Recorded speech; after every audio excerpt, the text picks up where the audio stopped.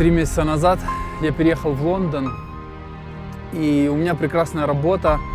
Я живу в отличных условиях, но с самого первого дня я чувствую, что что-то не так.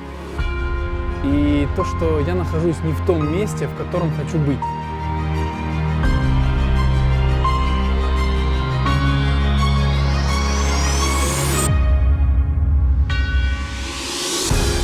Почему я, находясь в одном из самых развитых городов планеты, где очень много возможностей, но я не чувствую себя счастливым? Почему то, к чему я так сильно стремился, сейчас не имеет для меня никакого смысла? И что мне нужно сделать для того, чтобы снова стать счастливым? На самом деле, Лондон прекрасный город для жизни. Тут живут очень добрые люди, всегда готовы поддержать и помочь. Здесь живет очень много звезд, и это, наверное, лучший город Европы для проведения досуга. Но, честно говоря, мне все это стало совсем неинтересно. И я знаю, ты, наверное, думаешь, что я сумасшедший, и вполне справедливо. Но есть одна причина, по которой я больше не могу тут находиться. И сейчас я тебе расскажу обо всем поподробнее. До моего переезда в Англию я 1,5 года жил в Мариуполе. После получения приглашения на работу переехал в Киев для того, чтобы оформить визу и решить все формальности. И за неделю до переезда в Великобританию я встретил человека, который заставил мое сердце биться быстрее. Каждый день я испытывал эти эмоции все сильнее и сильнее. И мне даже не верилось, что я способен переживать такие чувства. И следующие несколько дней были просто как во сне. Мы каждый день встречались, очень много разговаривали. И с каждым днем понимали, как нам хорошо вместе. Но спустя 7 дней я был вынужден сесть на самолет и улететь в другую страну.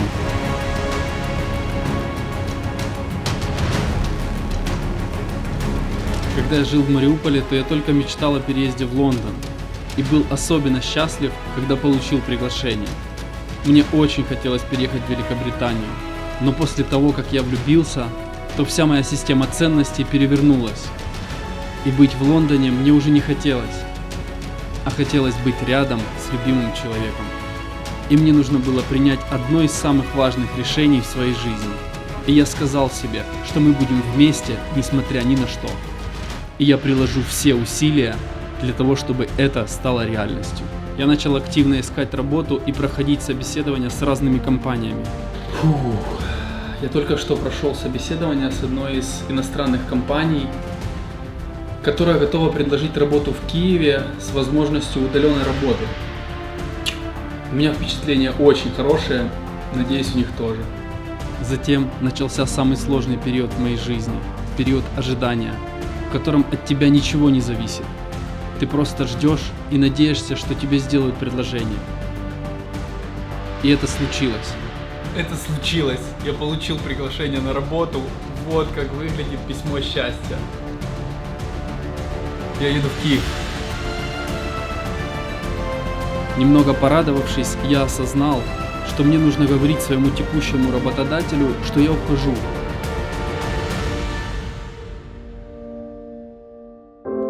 И это было очень сложно, потому что за 3,5 месяца работы я осознал, что это лучший коллектив, в котором я когда-либо работал.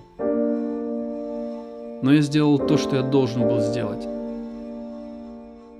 потому что любовь намного важнее карьеры. И уходя из офиса, меня охватывали смешанные чувства. С одной стороны грусть, потому что, скорее всего, больше никогда сюда не вернусь. Но с другой стороны радость, потому что тут у меня со всеми ребятами остались теплые отношения. Сегодня мой последний рабочий день, и я со всеми попрощался, обнял. И у меня остались только хорошие впечатления. Во-первых, потому что если бы не эта компания, я бы не переехал в Киев и никогда не познакомился бы со своей девушкой.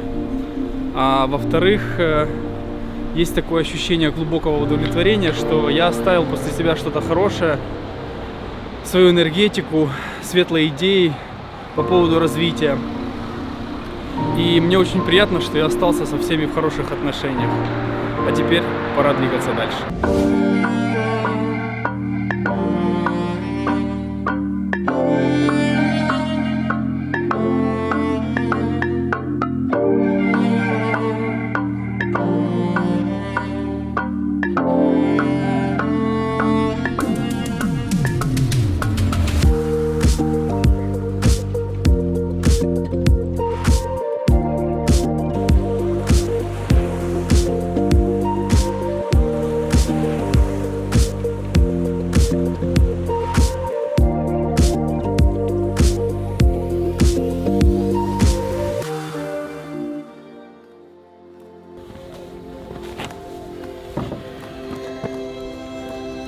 Как видишь, мы переехали в солнечную Валенсию. И у нас все хорошо, мы нашли квартиру, успели обустроиться. Когда я начал записывать это видео в Лондоне, то я планировал переезжать в Киев. Но все вы знаете, что начало происходить в Украине 24 февраля. Поэтому мы недолго думали и решили переехать в Испанию. Поэтому у меня все хорошо. Спасибо, ребят, всем, кто беспокоился, писал мне. Я долго молчал и я долго думал, стоит ли закончить это видео, которое я начал записывать в феврале, но я решил все-таки рассказать свою жизненную историю. И очень интересно, как у вас дела? Напишите пару слов, где вы и как вы.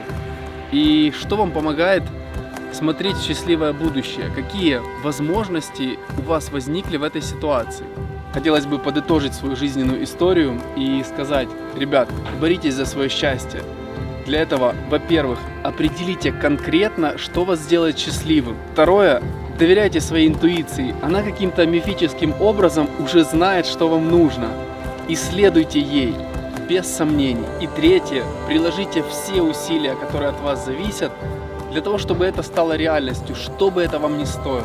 Жизнь очень коротка для того, чтобы тратить время на то, что нас делает несчастными. Поэтому давайте будем фокусироваться на то, что нас делает счастливыми, и идти к этому, несмотря ни на что. Если вы уже встретили свою вторую половинку, то благодарите Вселенную каждый день. Не воспринимайте любимого человека рядом как должное. Каждый день дарите друг другу свою любовь и, самое главное, говорите на языке любви своего партнера. Ну а если ты еще не встретил свою вторую половинку, то просто поверь, где-то рядом находится такой же человек, как и ты, который тебя ищет. И будьте на 100% уверены, что ваша встреча неизбежна. Самое главное — это идти друг другу навстречу, так, как это сделали мы. Любви вам и мира. Всех обнимаю. До встречи в следующем видео. Пока.